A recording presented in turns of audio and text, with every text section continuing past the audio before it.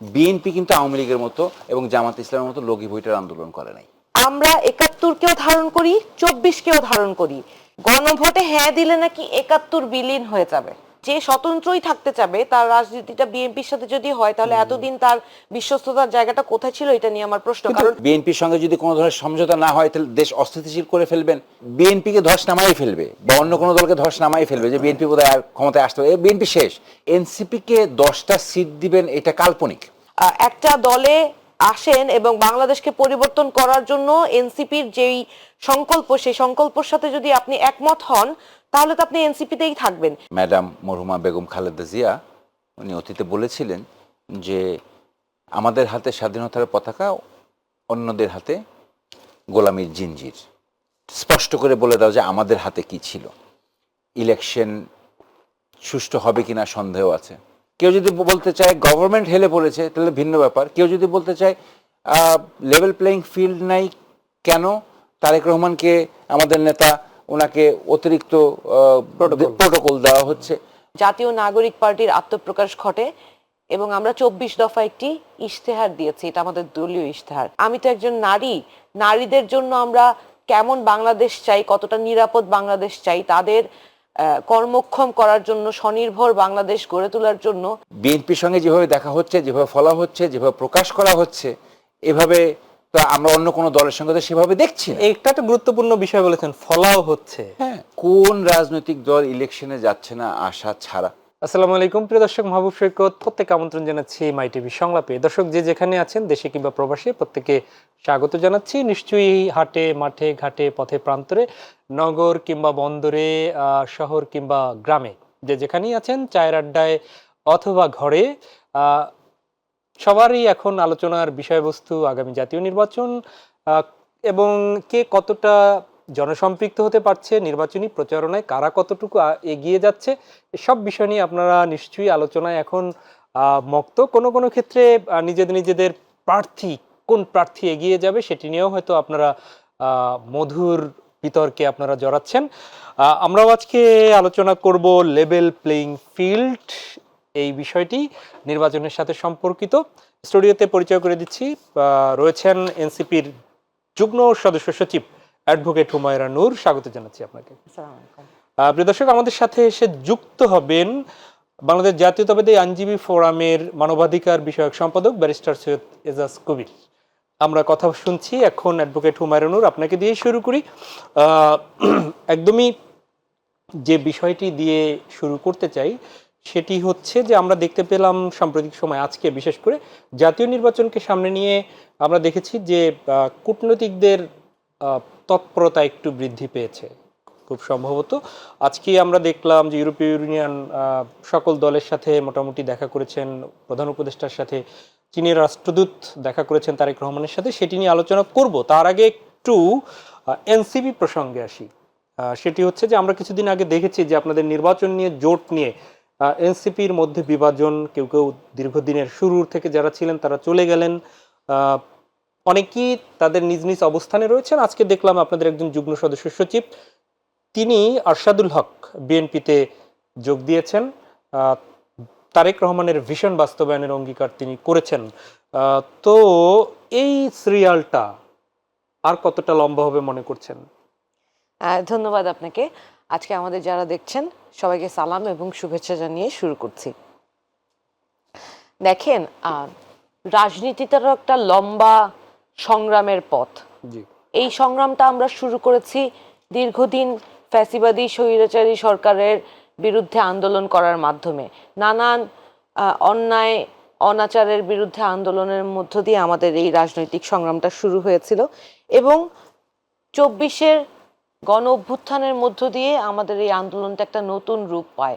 আমরা বাংলাদেশটাকে নতুনভাবে ফ্যাসিবাদী কাঠামো বিলুপ্ত করে গড়ে তোলার একটা আশা আকাঙ্ক্ষা জাগ্রত হয়েছিল এবং এরই মধ্য দিয়ে জাতীয় নাগরিক পার্টির আত্মপ্রকাশ ঘটে এবং আমরা ২৪ দফা একটি ইশতেহার দিয়েছি, এটা আমাদের দলীয় ইশতেহার। এখানে স্পষ্টভাবে বাংলাদেশকে আমরা কিভাবে নতুন করে দেখতে চাই সেইটার বর্ণনা দেয়া আছে।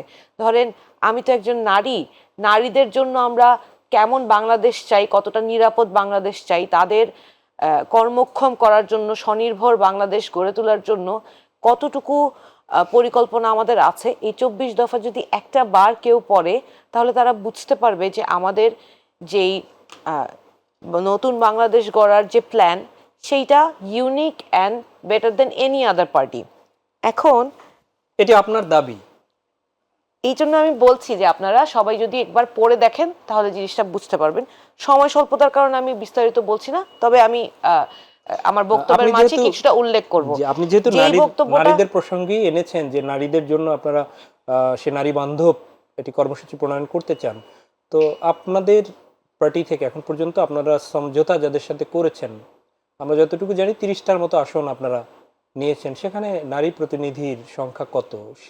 সেখানে কি এর প্রতিফলন ঘটেছে? নারীদের আপনারা নারী বান্ধব যে করবেন, কতটা অংশ দিয়েছেন তাদের? আচ্ছা, জুলাই সনদ যখন স্বাক্ষরিত হয় তার আগে আমরা চেয়েছিলাম যে অ্যাটলিস্ট 15% নারী যারা এই আসন্ন নির্বাচনে অংশগ্রহণ করবে, তারা প্রত্যেকটা দল থেকে অ্যাটলিস্ট 15% নারীর অংশগ্রহণ এনশিওর্ড হোক। কিন্তু বড় রাজনৈতিক দল যারা আছে তারা সেই প্রমিসটা করতে চায় নাই, তারা সেটা নামিয়ে 5% পর্যন্ত আনে।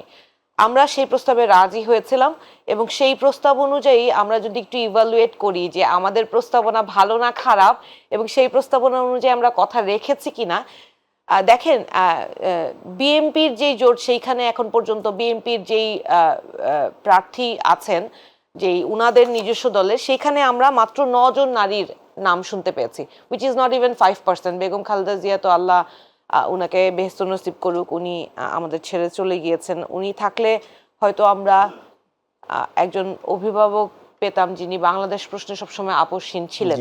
উনি চলে যাওয়াতে আমাদের অনেক বিষয়, অনেক শঙ্কার জায়গাটা আরো ঘনীভূত হয়েছে। তো সেই জায়গা থেকে আমরা যে 30 জন প্রার্থী দিয়েছি সেখান থেকে 3 জন নারী, উইচ ইজ 10%। 5%-এর উপরে গিয়ে আমরা 10% এই মুহূর্তে আমাদের প্রতিনিধিত্ব আছে। জোট যে আমরা করলাম এইটা কোনো আদর্শিক জোট না। অ্যাজ আদার ইলেকশনস আমরা দেখেছি, সেখানে আমরা দেখেছি যে যখন নির্বাচন ঘনিয়ে আসে তখন একটা ইলেকটোরাল অ্যালায়েন্স হয়। এই মুহূর্তে বাংলাদেশের যে পরিস্থিতি, সেইখানে আমরা একটা রাজনৈতিক দলকে স্পষ্টভাবে দেখছি মাঠে মানুষকে না ভোটে ব্যাপারে উৎসাহিত করার চেষ্টা করছে এবং গণভোটের যে প্রশ্নগুলো সেই প্রশ্নের ব্যাপারে কনফিউজ করার চেষ্টা করছে। আমরা মানে গণভোট প্রসঙ্গে যাব, তার আগে একটু ক্লিয়ার হতে চাই। তা হচ্ছে যে আপনারা একটা অ্যালায়েন্সে গিয়েছেন, সেখানে আপনারা 30টার যে সিট নিয়ে আগাচ্ছেন, আপনাদের সক্ষমতার যে জায়গাটুকু, শাপলাকলির যে জায়গাটুকু, আমরা এতদিন দেখেছি যে জামাত বিভিন্ন আসনে তারা তৎপরতা চালিয়েছে, তাদের হয়তো দাঁড়িপাল্লার পক্ষে কিছুটা তারা কাজ করেছে। সেসব জায়গায় আপনাদের অবস্থান যতটুকু আছে, তারা কি এই যে প্রতীক, আপনাদের প্রতীক চিনে এই ভোটগুলো কনভার্ট হবে, কতটুকু আপনারা আস্থাশীল? আমি আসলে এই সম্পূর্ণ প্রশ্নের উত্তরটা দিকে প্রথম থেকে আমি যদি বলতে চাই, ছোট করেই বলি। ধরেন আমরা যে এই জোটে অংশগ্রহণ করলাম, এই পর্যন্ত বাংলাদেশে কি নিয়ম ছিল যে প্রত্যেকটা দল যারা জোট গঠন করে জোটের একটা প্রতীক তারা বেছে নেয়। কিন্তু বাংলাদেশে এই মুহূর্তে প্রায় 52টা বিদ্যমান রেজিস্টার্ড রাজনৈতিক দল আছে। যখন বিএনপির সাথে অন্যরা জোট করে তখন কি হয়, ওই যে জোটের প্রতীকে তারা বেশি ভোট পাওয়ার লোভে নিজের দল বিলুপ্ত করে তারা বিএনপিতে যোগদান করেছে। তার মানে কি, তারা বিলীন হয়ে গেল। এবং একটা দলের তো দেখলাম সাধারণ সম্পাদকই বহিষ্কৃত হয়েছে না পদত্যাগ করেছে, সেটা নিয়েও একটা কনফিউশন আছে। আমরা মিডিয়ায় একটা খবর দেখতে পেয়েছিলাম যে সেখানে দেখা গেছে যে তাকে বহিষ্কার করা হয়েছে দলীয় শৃঙ্খলা ভঙ্গের কারণে, কিন্তু তাকে আবার বিএনপি নিয়ে নিল। আজকে আপনি যে প্রশ্নটা করলেন যে মীর আরশাদুল হক, উনি আমাদের দলের যে অ্যালায়েন্সের যেই সিদ্ধান্ত, সেইটার সিদ্ধান্তের পিছনে যে কারণগুলো আছে সেটা আমি ব্যাখ্যা করছি। সেই কারণের ব্যাপারে উনি জানিয়েছেন যে উনি এই ব্যাপারে একমত না। উনাকে বিএনপি আজকে সাদরে গ্রহণ করেছে। এই যে ধরেন, এইটা তো একটা রাজনৈতিক দৈন্যতা না, যে আপনি যদি একটা দলে আসেন এবং বাংলাদেশকে পরিবর্তন করার জন্য এনসিপির যেই সংকল্প, সেই সংকল্পের সাথে যদি আপনি একমত হন তাহলে তো আপনি এনসিপিতেই থাকবেন। কিন্তু এই যে যারা সুসময়ে শুধু সুবিধা নিতে আসে, তারা দুঃসময়ে চলে যাবে এবং যেখানে ক্ষমতা, যেখানে সুবিধা বেশি সেখানে চলে যাবে। এবং আমি আমার দলের অন্যান্য যারা নেতারা আছেন তাদের প্রত্যেকের মতামতকে সম্মান জানিয়েই বলছি যে কেউ যদি এমন করে যে দলের দুঃসময়ে কঠিন সময়ে তারা দল ছেড়ে চলে যাচ্ছে এবং যেই একটা ক্ষমতার কাছাকাছি দলের কাছাকাছি একটা সুদৃষ্টি পাওয়ার চেষ্টা করছে, এরা আমাদের কাছ থেকে যত দ্রুত চলে যাবে আমাদের জন্য ততটাই মঙ্গল। কারণ আমাদের যে সংগ্রামটা, আমাদের যে আদর্শটা, সেটা ধরে রাখতে হলে যারা অ্যাকচুয়ালি আমাদের আদর্শটা ধারণ করে তাদের সাথেই আমরা রাজনীতিটা করব। বিষয়টা আমি একটু প্লিজ উত্তরটা না দিলে কনফিউজ হবে মানুষ। ধরেন অ্যালায়েন্সটা 4টা কারণে করেছে। একটা হচ্ছে সংস্কারপন্থী অ্যালায়েন্স, এটা এই 11 দলীয় জোটটা শুধু এনসিপি জামাতের জোট না, এটা একটা 11 দলের জোট, প্রত্যেকে যার যার আদর্শ নিয়ে এগিয়ে যাবে। কিন্তু এই মুহূর্তে বাংলাদেশের গণতান্ত্রিক উত্তরণের জন্য আমাদের প্রয়োজন হচ্ছে একটা প্রো রিফর্ম অ্যালায়েন্স করা, সেটাই আমরা করেছি।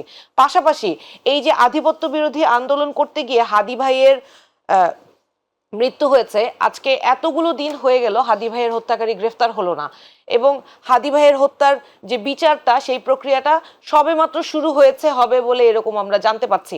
অথচ হাদি ভাইয়ের হত্যা করার যেই প্ল্যানটা সেটা অনেক আগে হয়েছে এবং উনি যে হুমকি ধমকি পাচ্ছিলেন সেটা স্পষ্টভাবে উল্লেখ করেছেন। কিন্তু বাংলাদেশের গোয়েন্দা সংস্থা, আইন শৃঙ্খলা বাহিনী, এমনকি সরকার, তারা এই বিষয়ে পদক্ষেপ নেওয়ার জন্য কোনো তৎপরতা দেখান নাই। এইটা ছাড়াও এইটা তো 3টা রিজন। আরেকটা রিজন হচ্ছে, ধরেন আমাদের যে এলাকায় নেতাকর্মীরা আছে তাদেরকে আমরা যখন নির্বাচনী কাজ বলেন, গণভোটের প্রচারণায় বলেন, আমরা যখন মাঠে গিয়েছি তখন আমরা দেখেছি যে বিরোধী দলীয় যারা আছেন তারা তাদেরকে প্রচন্ড বাজেভাবে আক্রমণ করছেন। এবং শুধু তাই না, আমি স্পষ্ট করে বলতে পারি যে বিএনপির জোটে যারা গিয়েছে, এমনকি জোটের সমর্থিত, বিএনপি সমর্থিত যে প্রার্থীরা আছেন তাদের বিরুদ্ধে কফিন মিছিল হয়েছে, ঝাড়ু মিছিল হয়েছে। তাহলে এই যে একটা গোষ্ঠী একচ্ছত্রভাবে এত ক্ষমতার অধিকারী হয়ে গিয়েছে নির্বাচন হওয়ার আগেই, তাদের প্রতিপক্ষ হিসেবে এই নির্বাচনটা সুষ্ঠু এবং গণতান্ত্রিক প্রক্রিয়ায় মানুষের অংশগ্রহণমূলক হওয়ার জন্য আপনাকে তো একটা স্পেসিফিক গোষ্ঠী লাগবে যারা এদের অন্যায়ের বিরুদ্ধে কথা বলে। সব যদি এক হয়ে যায় তাহলে তো হবে না, বাংলাদেশ তো গণতন্ত্র নিশ্চিত হবে না। জি, আমি একটু আপনার কথা সূত্র ধরেই বলছি। আপনি রাজনৈতিক দৈন্যতা বলছেন আপনাদের দল থেকে চলে গিয়ে অন্য একটা দলে যাওয়ার ব্যক্তিকে, এটি তো? ধরেন বিএনপি যে তাকে নিল, উনি তো বলতে চেয়েছেন যে উনি এই অ্যালায়েন্সের বিষয়ে উনি চেয়েছিলেন এনসিপি স্বতন্ত্র থাকুক, উনি অ্যালায়েন্সে যাওয়াটা উনি মেনে নিতে পারে নাই। তাহলে যে স্বতন্ত্রই থাকতে চাবে তার রাজনীতিটা বিএনপির সাথে যদি হয়, তাহলে এতদিন তার বিশ্বস্ততার জায়গাটা কোথায় ছিল এটা নিয়ে আমার প্রশ্ন। কারণ কিন্তু এটি কি আপনার বিদ্যমান রাজনৈতিক দল ছিল, উনি তাহলে আগে বিএনপিই করতেন না। আসলে লেভেল প্লেইং ফিল্ড বলতে কে কি বুঝে আমি আসলে সেটা বুঝতে পারছি না এখন। ধরেন আমি যদি অতীত থেকে আসি, জি, আমাদের ম্যাডাম মরহুমা বেগম খালেদা জিয়া উনি অতীতে বলেছিলেন যে আমাদের হাতে স্বাধীনতার পতাকা, অন্যদের হাতে গোলামির জিঞ্জির। স্পষ্ট করে বলে দাও যে আমাদের হাতে কি ছিল। এখনও অনেকে বর্তমানে দেখা যাচ্ছে যে অনেকে বলতে যাচ্ছে যে ইলেকশন সুষ্ঠু হবে কিনা সন্দেহ আছে, প্রশাসন একদিকে কাত হয়ে আছে, আবার অন্যদিকে বলছে যে 5 বছর যেন সুষ্ঠু এবং স্থিতিশীলভাবে সরকার চলতে পারে, সেভাবে সবাই একসঙ্গে কাজ করবে। সো যদি আমি ক্ষণটাকে 2 ভাগে ভাগ করি, একটা হলো যে আমাদের প্রিয় নেতা জনাব তারেক রহমান দেশে আসার আগ মুহূর্ত এবং পর মুহূর্ত, এই ক্ষণটাকে যদি 2 ভাগে ভাগ করি তাহলে আপনি স্পষ্টভাবে বোঝা যাবে যে রিয়ালিটি কী জিনিস এবং ভার্চুয়াল ওয়ার্ল্ড বা ফেসবুক কী জিনিস। আপনি এখনও যদি একটা পোল দেন ফেসবুকে যে কোন দল ক্ষমতায় আসবে, দেখবেন এক দলের ভোট বাহিনীর অবস্থা এমন যে মানে বিএনপিকে ধস নামাই ফেলবে বা অন্য কোনো দলকে ধস নামাই ফেলবে, যে বিএনপি বোধহয় আর ক্ষমতায় আসতে হবে, বিএনপি শেষ। কিন্তু মাঠ পর্যায়ের রিয়েলিটি প্রবাবলি ডিফারেন্ট, এবং এই ডিফারেন্টের কারণেই এখন এই ধরনের কথাগুলি আসতেছে, যেগুলা ওনারা যেন পরবর্তীতে হয়তোবা বলতে চাইলেও যেন বলতে পারেন যে নির্বাচন সুষ্ঠু হয়নি বা নির্বাচনে পক্ষপাতিত্ব ছিল, বা নির্বাচনে এই যে ওনারা একটা শব্দ ব্যবহার করেছিলেন যে পাতানো, নির্বাচন পাতানো হতে পারে। এ নিয়ে ইউর ইয়েতে ওনারা কমপ্লেন করেছেন। তো এত আগেই এইসব স্টেটমেন্ট দেওয়া ইলেকশনের ঠিক আগ মুহূর্তে আমি মনে করি যে, আমি ব্যক্তিগত মতামত আমার যে এটা হচ্ছে যে ওনারা আগেই পরাজয় মেনে নিয়েছেন। ওনারা যেরকমভাবে ভেবেছিলেন যে ওনারা হয়তোবা শক্তিশালী হয়ে উঠবেন, আসবেন, এবং একই সাথে আরও মজার বিষয় হচ্ছে যে এই আজকেই পত্রিকায় দেখলাম যে আবার বলেছেন যে এনসিপিকে 10টা সিট দিবেন, এটা কাল্পনিক। সো ওনারা কি চাচ্ছেন, এনসিপির সঙ্গে জোটের কি অবস্থা দাঁড়াবে, বা ওনারা এখনো কিন্তু ওনারা জানেন না। ওনারা কারা? জামায়াতে ইসলামের আমির আচ্ছা, এনসিপি তাহের সাহেব বোধহয়, মোস্ট প্রবাবলি তাহের সিট সাহেব। কাল্পনিক, এনসিপি তো যতটা জানি 30 না না, সিটের আমরা জানি না, কিন্তু মিডিয়াতে ওনারা আসছে, জানেন। মিডিয়াতে আচ্ছা, আসছে, আচ্ছা, চ্যানেল 30 সিটের বন্দোবস্ত চ্যানেল তো হয়ে 24 গেছে এর আমরা নিউজেতে যতটুকু আসছে, জানি। আমি দেখে আসছি এবং পড়েও আসছি, চাইলে আমি দেখাতে পারবো। যাই হোক, এখন এই সব দৃষ্টিভঙ্গি থেকে এখন কেউ যদি বলতে চায় প্রশাসন হেলে পড়েছে, তাহলে সেটার কমপ্লেন করার জায়গা আছে। কেউ যদি বলতে চায় গভর্নমেন্ট হেলে পড়েছে, তাহলে ভিন্ন ব্যাপার। কেউ যদি বলতে চায় লেভেল প্লেইং ফিল্ড নাই, কেন তারেক রহমানকে আমাদের নেতা ওনাকে অতিরিক্ত প্রোটোকল দেওয়া হচ্ছে, তো বিএনপির সঙ্গে যেইভাবে ডিপ্লোম্যাটিক জোন দেখা করছে সেভাবে তো অন্য কোনো দলের সঙ্গে দেখা করছে না, তাহলে কি বলবে সারা পৃথিবী তাহলে হেলে পড়েছে বিএনপির দিকে? তো এই ধরনের কথা আসলে হচ্ছে যে একটা মনস্তাত্ত্বিক, ডিপ্লোম্যাটরা বোধহয় সব দলের সাথেই দেখা করছে, কিন্তু সব দলের সঙ্গে দেখা করছে, কিন্তু বিএনপির সঙ্গে যেভাবে দেখা হচ্ছে, যেভাবে ফলা হচ্ছে, যেভাবে প্রকাশ করা হচ্ছে, এভাবে তো আমরা অন্য কোনো দলের সঙ্গে তো সেভাবে দেখছি না। এইটা একটা গুরুত্বপূর্ণ বিষয় বলেছেন, ফলাও হচ্ছে। হ্যাঁ, এই যে ফলাওয়ের যে জায়গাটা, সেই আপনারা করছেন নাকি স্বউদ্যোগে? দেখেন, আমরা যা জানতে পারি, গণমাধ্যমগুলো করছে। আমরা যা জানতে পারি মিডিয়ার মাধ্যমে জানতে পারি। এখন আপনারা কি বিএনপিকে ক্ষমতায় বসিয়ে দিয়েছেন যে অতিরিক্ত ফলো করছেন বিএনপির সঙ্গে মিটিং এবং অন্য কারোর সঙ্গে মিটিং ফলো করছেন না? এখন সব যদি হেলে পড়ে, গণমাধ্যম মানে না হেলে না, না পড়ে, সেটা বলছি তার ধারে না, কয়টা সব মাথা হেলে আছে? পড়ার কি আছে? মানে কেন আপনারা ইকুয়ালি প্লেস করবেন না? হয় তারা যায়নি, অথবা আপনারা হেলে পড়েছেন। এখন সেটার উত্তর আপনারা দিতে পারবেন। কিন্তু আমরা মিডিয়ার মাধ্যমে যা দেখতে পাচ্ছি যে সমগ্রভাবে যেইভাবে সারা পৃথিবীর ডিপ্লোম্যাটিক জোন আমাদের বিএনপির সঙ্গে দেখা করছেন, তারেক রহমানের সঙ্গে দেখা করছেন, এবং এতে যদি আপনি বলতে পারেন, তাহলে তো এখানেও বলতে পারেন যে পৃথিবীতে বিএনপি এখন মানে লেভেল প্লেইং ফিল্ড নেই, বিএনপিকে বোধহয় সবাই পৃথিবী তুলে দিচ্ছে, ক্ষমতায় নিয়ে আসতেছে। এই ধরনের তর্ক, কুতর্ক, করা যায়। অতর্ক করা যায়, কিন্তু বাস্তবতা, রিয়েলিটি হচ্ছে ইলেকশন মাঠে করতে হবে, ভোট জনগণ থেকে আদায় করতে হবে। কিন্তু এজাজ ভাই, আপনি যেমনটা বিভিন্ন এই যে সামাজিক যোগাযোগ মাধ্যমের পুলের কথা বললেন, সেই পুলের কিন্তু বিশ্ববিদ্যালয়ের ভোটের ক্ষেত্রে আমরা দেখলাম যে পুলের বাস্তবতা মিলে গেছে। জি, আবার 2 দিন আগে আমরা দেখলাম যে কোনো একটি বেসরকারি সংস্থার গবেষণায় সেখানে আপনাদেরকে 70% মতামত দিয়েছে। তো সেটি কি আপনারা সেই মতামতকে অ্যাকসেপ্ট করছেন? পতিত ফ্যাসিস্ট আমলেরও কিন্তু অনেক গণনা আছে। ধরেন আমাদের ওই যে ইন্টারন্যাশনাল IRI কত ছিল, পপুলার ছিল, তাই না? 70% বলেছিল এইসব শেখ হাসিনার গণনা আসলে সমর্থক। গণনাতেই থাকে। আপনি তখনও বলেছি যে ইলেকশন দেন, দেখি কার পপুলারিটি বেশি। এইসব 5,000, 10,000, 15,000 স্যাম্পল নিয়ে আপনি পার্সেন্টেজে দেখায় বলবেন যে উমুকের উমুক, উমুকের উমুক, এটা আসলে বাস্তবতা না। আগেও বলেছি, এখনো বলছি, ইলেকশনটা হোক, ইনশাল্লাহ ইলেকশনটা হলেই বাস্তবতাটা সামনে আসবে। তাহলে আপনার অপিনিয়ন যারা আছে তাদের কি আপনি মনে করছেন না যে তারা মাঠে আছে, ফেসবুকেই আছে শুধু, নাকি তাদের না না, অবশ্যই, নিশ্চয়ই তারা মাঠে আছে, নিশ্চয়ই তারা মাঠে আছে। মাঠে আছে বিধায় এখন তারা হয়তোবা নানা ধরনের আগের মতো কথা বলার চেষ্টা করছে যে একদিকে হেলে পড়েছে, পক্ষপাতিত্ব হচ্ছে। আপনারা কি তাতে তুষ্ট? এই যে সবাই এসে আপনাদেরকে, এখানে তুষ্ট অতুষ্ট হওয়ার কিছু নেই। ঘটনাটা হচ্ছে যে ইলেকশন হচ্ছে 5ই আগস্টের পরে, আমরা এই ফ্যাসিস্ট পতনের পরে আমরা ঐক্যবদ্ধ থাকতে চাই।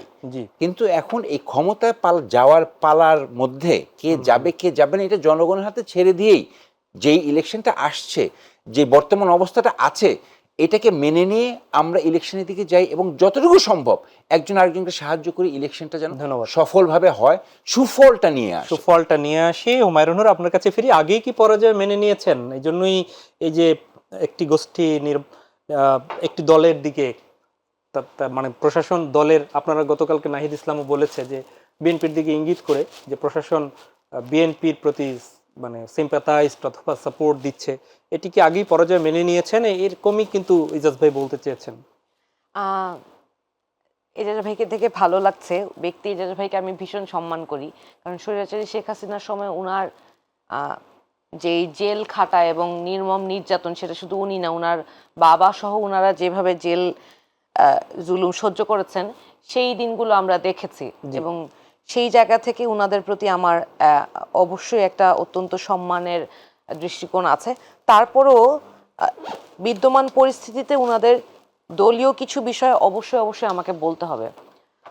উনারা যেটা বলতে চাচ্ছেন সেটা হচ্ছে অনেকে যেটা বলে সেটা সঠিক না, আমরা যেই বক্তব্য দিচ্ছি সেটা হয়তো আমরা হার মেনে নিয়েছি বলে উনি মনে করছেন, বলে উনি যেটা বলেছেন সেইটা আমি স্পষ্টভাবে দ্বিমত করতে চাই এবং বাস্তবতার প্রেক্ষিতে আমি এই উত্তরগুলো দিতে চাই। দেখেন, আমরা পেপারে দেখেছি 31 জন প্রার্থী ঋণ খেলাপি হয়েও তারা মনোনয়নের বৈধতা পেয়েছেন এবং তার অর্ধেকই বিএনপির।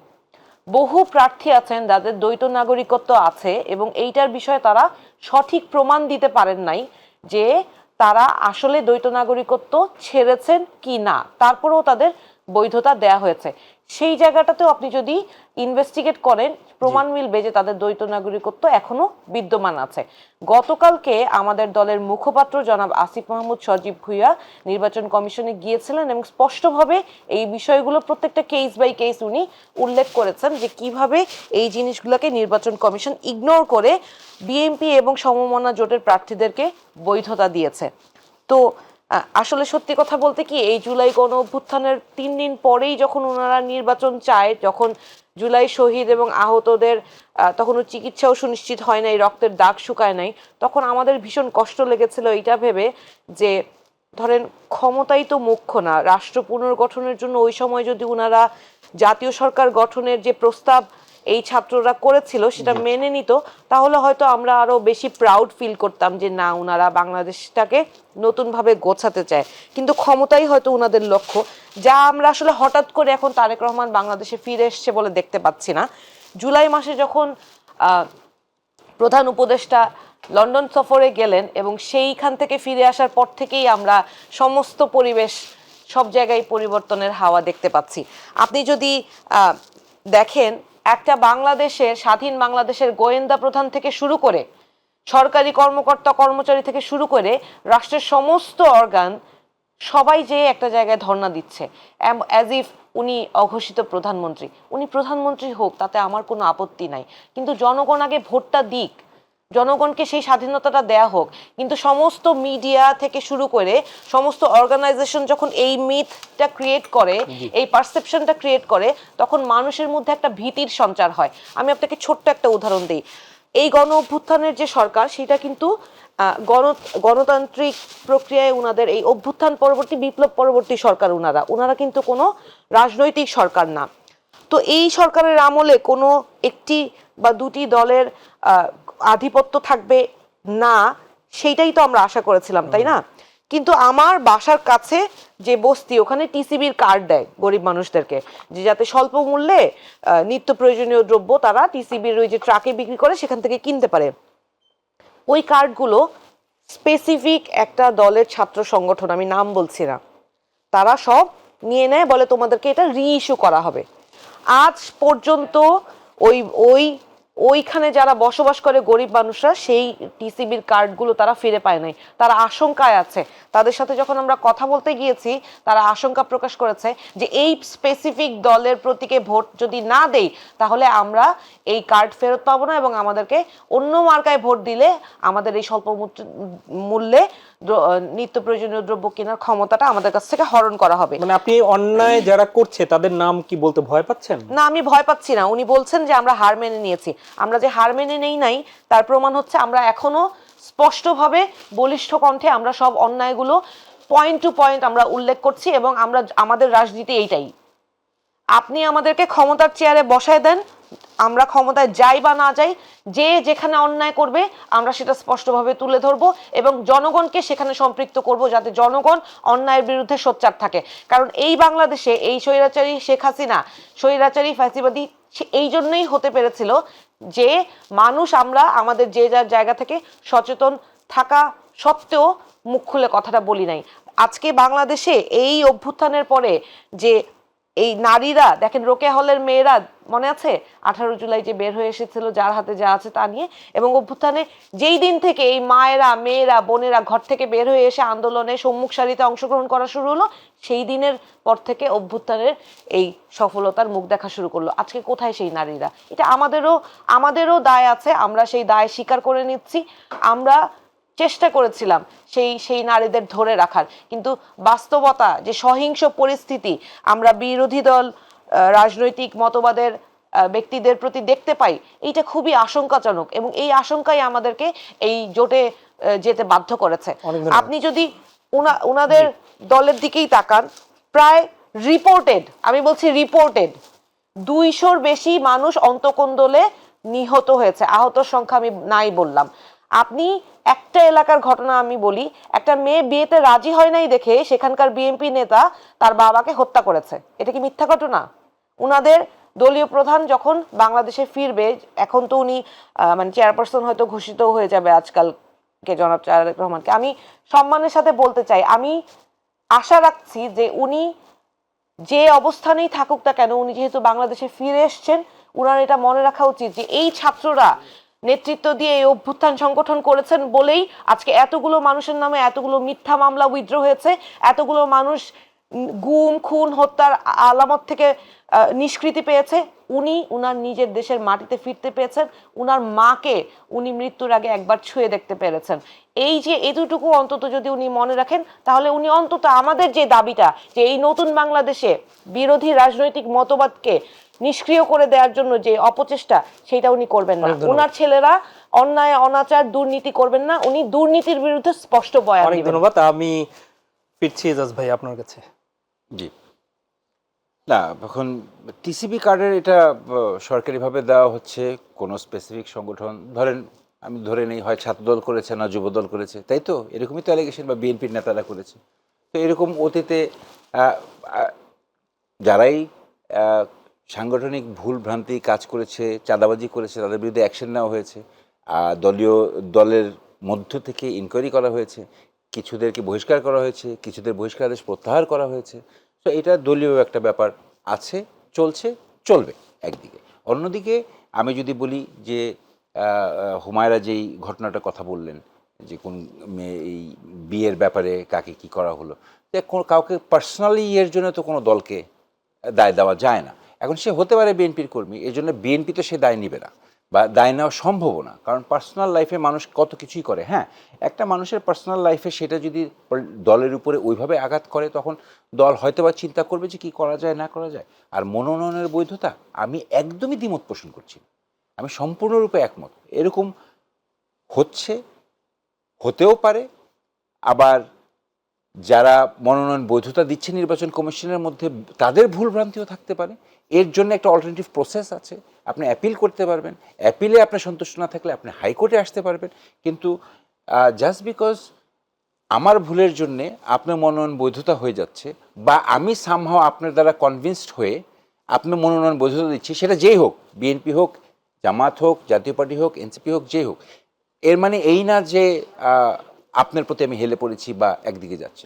অল্টারনেটিভ ফোরাম আছে, আপনি ইউ ক্যান অ্যাপিল, কমপ্লেন করার জায়গা আছে, কমপ্লেন করেন, প্রমাণ করে এসে, তাহলে তো আপনার হলফনামাটা ঠিক থাকছে না যদি ভুল হয়। জি, আমি সাথে একটু অ্যাড করি, সেটি হচ্ছে যে একটু ভিন্ন প্রসঙ্গ। সে একদমই দীর্ঘদিন পরে তারেক রহমান দেশে ফিরেছেন, এবং খুব সম্ভবত 11 তারিখ থেকে উত্তরাঞ্চলের 9 জেলা সফরে যাচ্ছেন তিনি। জি, তো এই 9 জেলা সফরকালীন অথবা ফিরে আসার পর আপনি যেমনটা বললেন যে পারসেপশন তারেক রহমানের ফেরার আগে আর পরে যেরকম তৈরি হবে, এখন তারেক রহমানের এই জেলা সফর শুরু হওয়ার পরে আপনাদের সাংগঠনিক তৎপরতা কিংবা নির্বাচনী তৎপরতা কিংবা এর মাধ্যমে ভোটারদের আকৃষ্টের যে জায়গা, কতটুকু আপনারা আশাবাদী যে আপনাদের দিকে ফিরবে, যারা ইতিমধ্যেই হয়তো বিভিন্নমুখী হয়ে গেছেন ভোটাররা?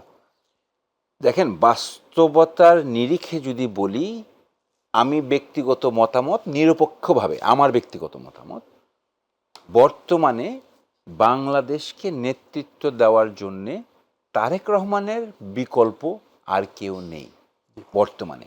এবং এটা শুধু বাংলাদেশ না, পুরো বহির্বিশ্বই তাদের এক্সপ্রেশনে এবং তাদের ডিপ্লোম্যাটিক অ্যাকশনে তাই বুঝাচ্ছে। এবং আপনি দেখেন আরেকটা লোক কে আছে যে বাংলাদেশের নেতৃত্ব দিবে, এরকম আরেকটা ফিগার। মানে আওয়ামী লীগ তো বহুবার বলেছিল যে বিএনপির ভবিষ্যৎ নেতাকে, এখন তো পাল্টা প্রশ্ন করা যেতে পারে যে ভাই বাংলাদেশের ভবিষ্যৎ নেতা কে আছে বর্তমানে তারেক রহমান ছাড়া?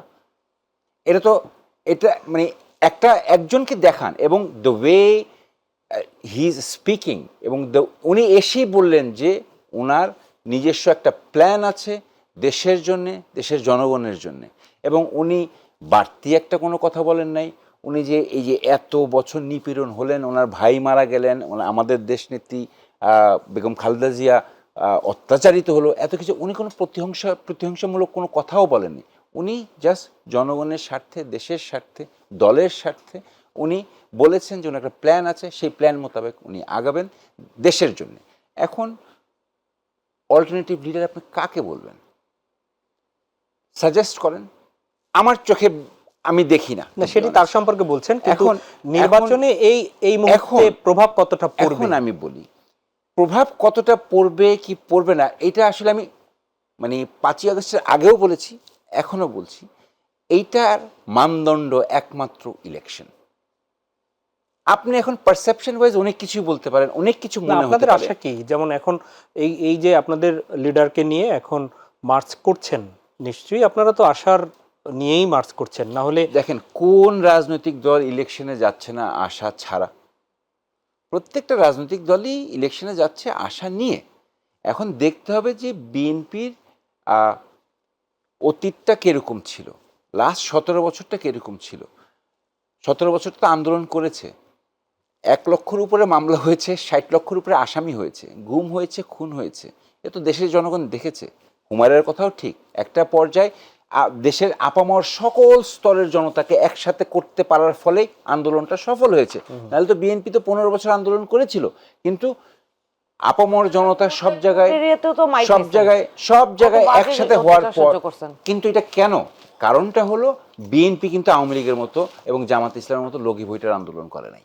বিএনপি কিন্তু মারদাঙ্গার আন্দোলন করে নাই। বিএনপি যতটুকু সম্ভব একটা প্রতিহিংসাহীন আন্দোলন করার চেষ্টা করেছিল, যার জন্যই মনে করেন, আমি ব্যক্তিগতভাবে মনে করি লগি বইটার সাথে আপনি আওয়ামী লীগের সাথে আরেকটি দলের নাম যোগ করেছেন, এইটার যৌক্তিকতা কি একটু? মানে আপনি 96 আন্দোলন যদি দেখেন এবং 2001 আন্দোলন যদি দেখেন, আমি ওভাবে যদি কম্পেয়ার করি, তো সেইভাবে আসলে আন্দোলনের যে সহিংসতাটা, সেটা they have a common denominator and common factor. সেটি আপনি যদি সামগ্রিক করে ফেলেন, লগি বইটার আন্দোলনে খুব সম্ভবত 6 থেকে 8 জন শহীদ হয়েছিল একটি দলের, আপনাদের সাথে তারা তখন ছিলেন। তো আপনি যখন লগি বৈঠার এই ভুক্তভোগী তাদেরকে না দিয়ে তাদেরকে ব্লেম করে দেন, তখন তো সামগ্রিকভাবে একরকম হয়ে যাচ্ছে। এখানে ব্লেমের কথা না। এখন যেরকম দেখেন, বর্তমানে যদি আপনি দেখেন যে আপনি যদি এই বর্তমানে যে জামাতে ইসলামের কথাগুলি যদি দেখেন, সরাসরি যে ওনাদের কথা, যে তো ওনারা এইটা বলে কি বোঝাতে চাচ্ছেন যে সামনের 5 বছর যেন দেশের স্থিতিশীলতা থাকে, এইটা বলে ওনারা কি বুঝাতে চাচ্ছেন? যে ইলেকশন পাতানো হতে পারে, এটা বলে ওনারা কি বুঝাতে চাচ্ছেন? যে ওনারা ক্ষমতায় না আসলে ইলেকশন পাতানো, ওনারা যদি কিছু না পান বা বিএনপির সঙ্গে যদি কোনো ধরনের সমঝোতা না হয়, তাহলে দেশ অস্থিতিশীল করে ফেলবেন। তো কার মাধ্যমে করবেন, কিভাবে করবেন? তো সেই প্রসঙ্গেই আমি বলেছি আর কি, যে 96, 2001 লগি বৈঠার আন্দোলন এবং অন্যান্য আন্দোলন যেভাবে বলেন যে সহিংসতা ছিল, বিএনপি সেই সহিংসতার আন্দোলন করে নাই। এখন অনেকে বলে করতে পারে নাই, অনেকে বলে করার মুরদ নাই, অনেকে অনেক কিছু বলেছে, but at the end of the day এখন কে পেরেছে কে পারে নাই। 17 বছর বিএনপি আন্দোলন করেছে, আর অনেক দল। ব্যারিস্টার এজাজ, সেরকম একটি আন্দোলন করার কারণেই কিন্তু 24-এর আসছি, সেই কথায় আসছি। শান্তি শৃঙ্খলাপূর্ণ আন্দোলনে কিন্তু সরকারের পতন হয়নি, সেই কথায় আসছি।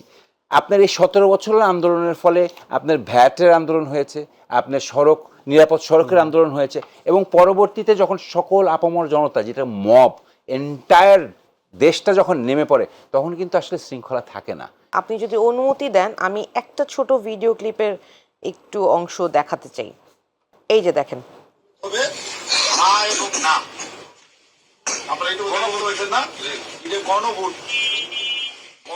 এইখানে দেখা যাচ্ছে শেরপুর জেলার পৌর বিএনপির আহ্বায়ক জনাব ফজলুল হক চৌধুরী, উনি স্পষ্টভাবে না ভোটের প্রচারণা করছেন এবং উনি মানুষকে বিভ্রান্ত করছেন এই কথা বলে যে গণভোটে হ্যাঁ দিলে নাকি ৭১ বিলীন হয়ে যাবে।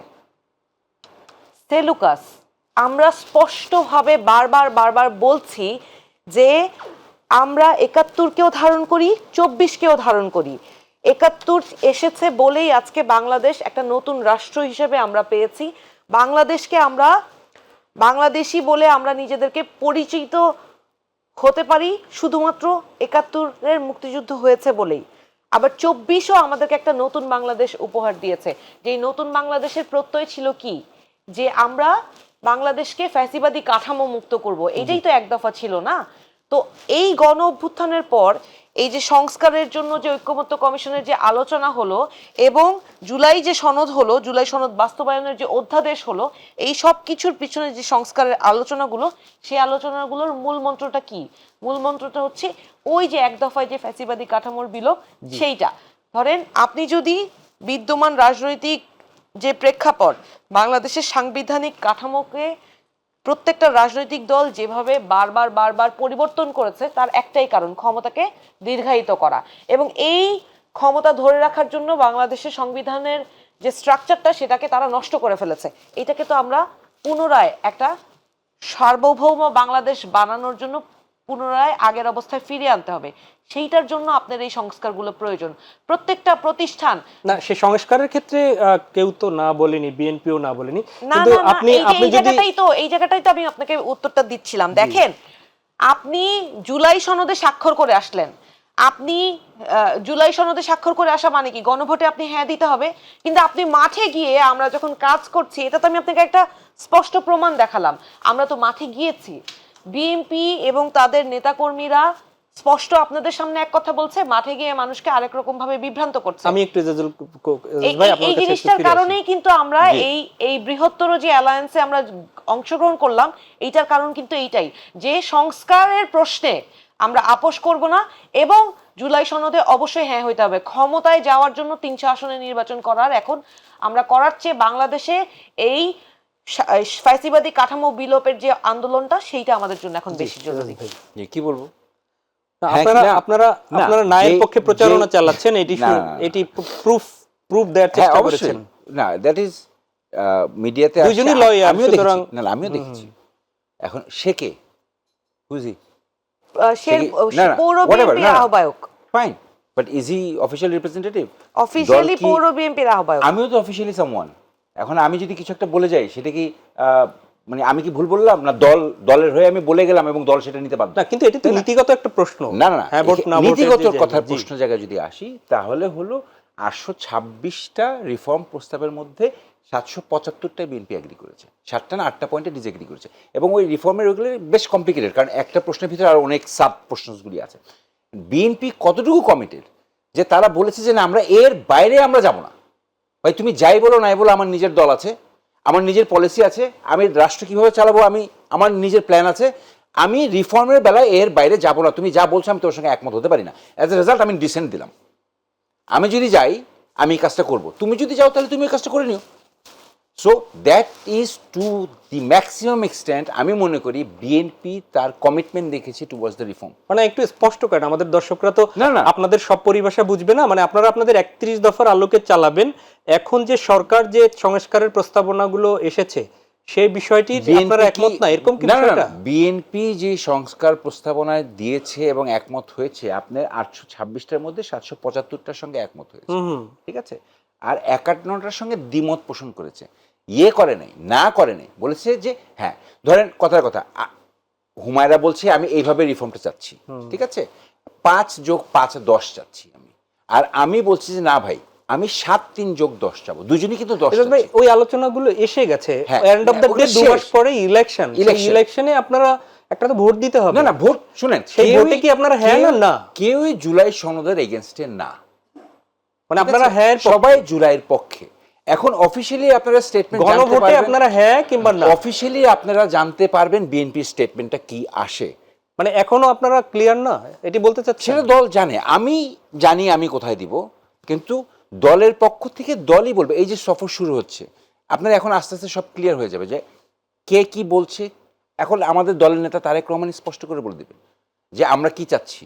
আমাদের বিএনপি সেই 2030 ভিশন দিয়েছে, ইলেকশন রিফর্ম কমিশনের জন্য প্রস্তাব দিয়েছে, 31 দফা রিফর্ম দিয়েছে।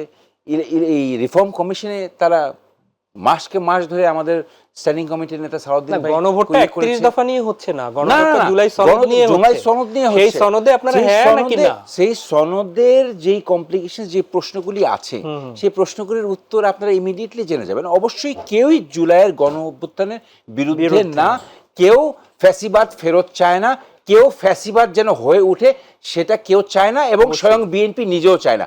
বরঞ্চ আমরা এইটা শুনেছি, আমরা বিএনপির এইভাবে গাল খেয়েছি অতীতের থেকে, যে অনেকে আমাদের দিকে ইঙ্গিত করে বলেছে যে আমরা আরেকটা ফ্যাসিবাদের উত্থান দেখতে চাই না। কিন্তু মজার ব্যাপার হলো, বিএনপিকেই শুধু কেন শত্রু হিসেবে দেখে? বিএনপি তো কাউকে শত্রু হিসেবে দেখেনি। বিএনপিকেই কেন সবাই ক্ষমতায় বসিয়ে দিচ্ছে? আপনি প্রশাসনের কথা যাই বলেন, এই 17 বছরের প্রশাসন তো ঢেলে এখনো সাজানো হয় নাই। মানে তাহলে তো এই প্রশাসন যদি আগের মতো করে কাজ করে, তাহলে তথাকথিতভাবে আমরা অ্যালিগেশনটা দিতে পারি যে এই তথাকথিত প্রশাসন তো সেই ফ্যাসিস্ট আমলের প্রশাসন। অ্যাডভোকেট হুমায়রা, বিএনপি কি ফলবান বৃক্ষ, ঢিল বারবার তাদের দিকেই কেন মারছেন?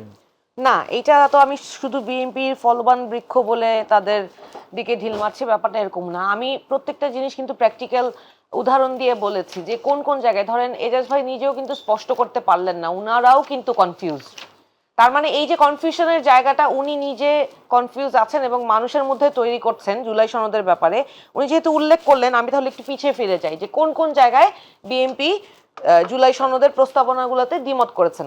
ওনারা বলতে চেয়েছেন, ধরেন ছোট ছোট বিষয়গুলো বলি, ধরেন উচ্চকক্ষে যেই আমরা আমরা আমরা যদি কাঠামো, একটু ছোট করে একটা উদাহরণ দিই, শুধু উচ্চকক্ষের উদাহরণটা দিই।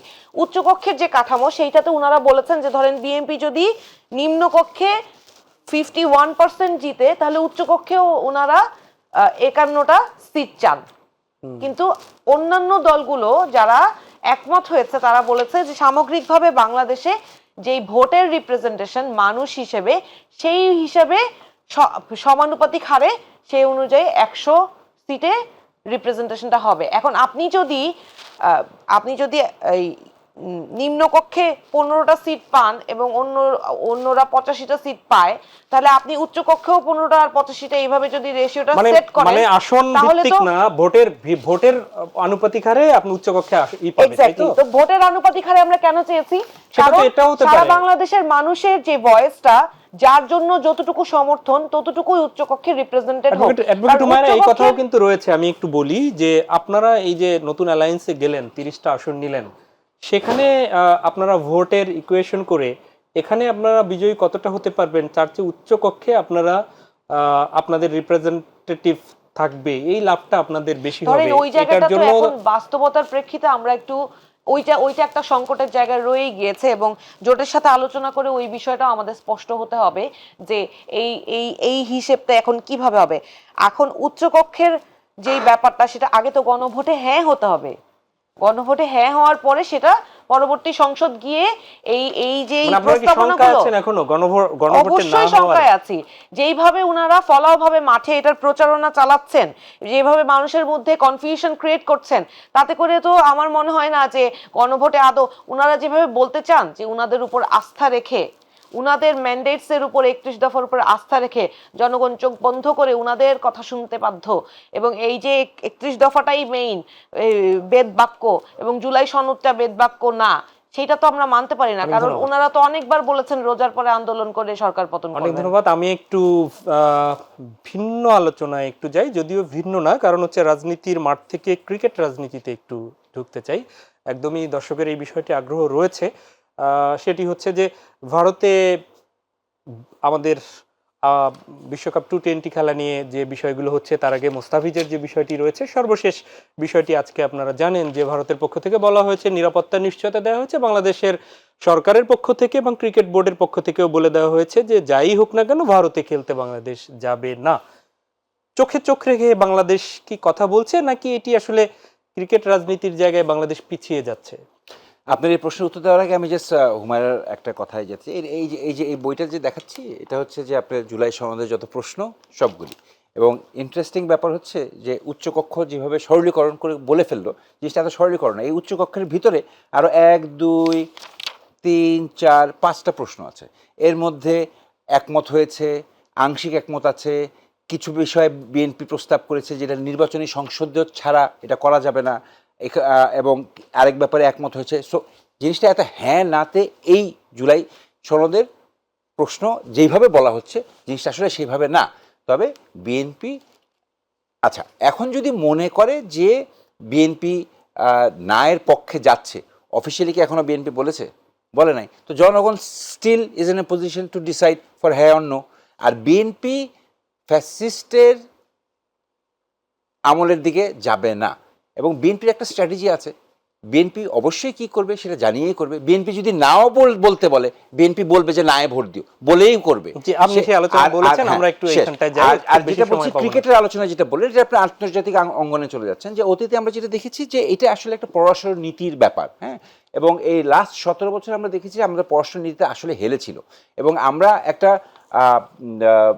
সাবসার্ভিয়েন্ট ভেসেলে পরিণত হয়েছিলাম।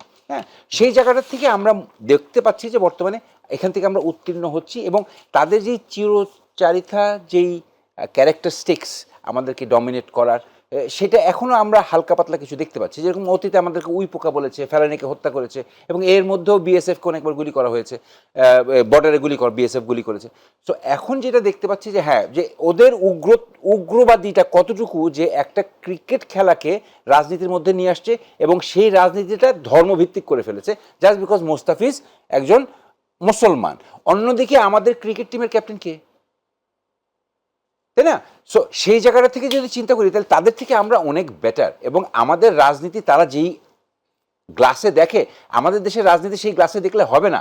আমাদের দেশের রাজনীতি ঠিক মনে করছেন বিসিবি, এবং আমি ব্যক্তিগতভাবে মনে করি যে আমার পররাষ্ট্রনীতি অবশ্যই কেন has to be non aligned, এবং আমার ইন্টারেস্টটা আগে দেখবে, মোস্তাফিজের ইন্টারেস্টটা আগে দেখবে, আমার দেশের ক্রিকেটের ইন্টারেস্টটা আগে দেখবে। ধন্যবাদ। আমি একটু এই বিষয়ে হুমায়রা আপনার কাছ থেকে শুনতে চাই, এবং এই যে চোখে চোখ রেখে কথা বলা, আধিপত্যবাদের বিরুদ্ধের যে বিষয়টি সরকার বলেছে, আগামীর যিনি সরকার পরিচালনায় আসবেন তারা এটা কতটুকু পারবে মনে করেন? আমি মনে হয় 1 থেকে 1.5 মিনিট সময় দিতে পারবো আপনাকে।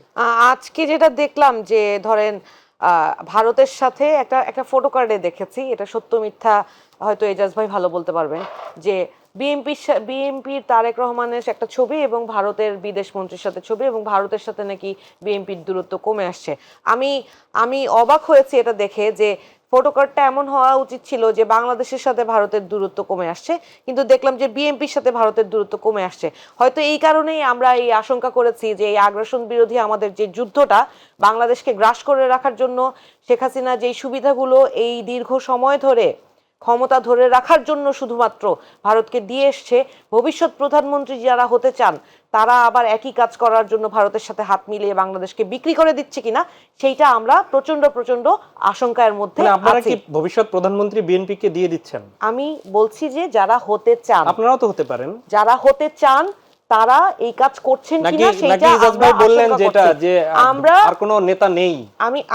আমরা যেই অবস্থান নিয়েছি সেই জায়গা থেকে বাংলাদেশের মানুষ সিদ্ধান্ত নিবে যে যারা এই আগ্রাসী ভারতের বিরুদ্ধে অবস্থান নিচ্ছে তাদেরকে ভবিষ্যতে প্রধানমন্ত্রী বানাবে, নাহিদ ইসলামকে বানাবে না তারেক রহমানকে বানাবে, এই সিদ্ধান্ত বাংলাদেশের মানুষ একদম নেবে। 30 সেকেন্ডে বলবেন। কোন পত্রিকা কি হেডিং করলো তাতে কিছু আসে যায় না। হ্যাঁ, মানে ডিপ্লোম্যাটিক জোনে ভারতকে বাংলাদেশিদের সাথে সুসম্পর্ক বজায় রাখতে হবে, সোজা হিসাব। এবং এতে যদি তারা মনে করে যে বিএনপির সঙ্গে কথা বললে বাংলাদেশের সঙ্গে সুসম্পর্ক, জামাতের সঙ্গে কথা বললে সুসম্পর্ক বজায় থাকবে, তাদেরকে এটা করতে হবে। কিন্তু একটি দলের উপরে ভর করে সেটা যেটা আওয়ামী লীগের মতো করেছে, এটা বিএনপি হতে দেবে না, বিএনপি নিজেও হবে না। অনেক ধন্যবাদ ব্যারিস্টার সৈয়দ এজাজ কবির, এবং অসংখ্য ধন্যবাদ অ্যাডভোকেট হুমায়রা নূর, আপনাদের দুজনকে। প্রিয় দর্শক, এই ছিল আমাদের আজকের আয়োজন। দেখা হবে পরবর্তীতে। আমরাও মনে করি আধিপত্যবাদের কাছে মাথা নোয়ানোর যে বাংলাদেশ ছিল সেই বাংলাদেশ আর নেই। 24-এর গণ অভ্যুত্থানের মাধ্যমে সেই বাংলাদেশ এখন চোখে চোখ রেখে কথা বলতে পারছে, এবং আগামীতে একটি কল্যাণমূলক বাংলাদেশ গড়ে উঠবে আগামী জাতীয় সংসদ নির্বাচনের মাধ্যমে। আসুন সেই কল্যাণমূলক রাষ্ট্র গড়তে যে যার জায়গা থেকে একটু হলেও ইতিবাচক ভূমিকা রাখি। আল্লাহ হাফেজ।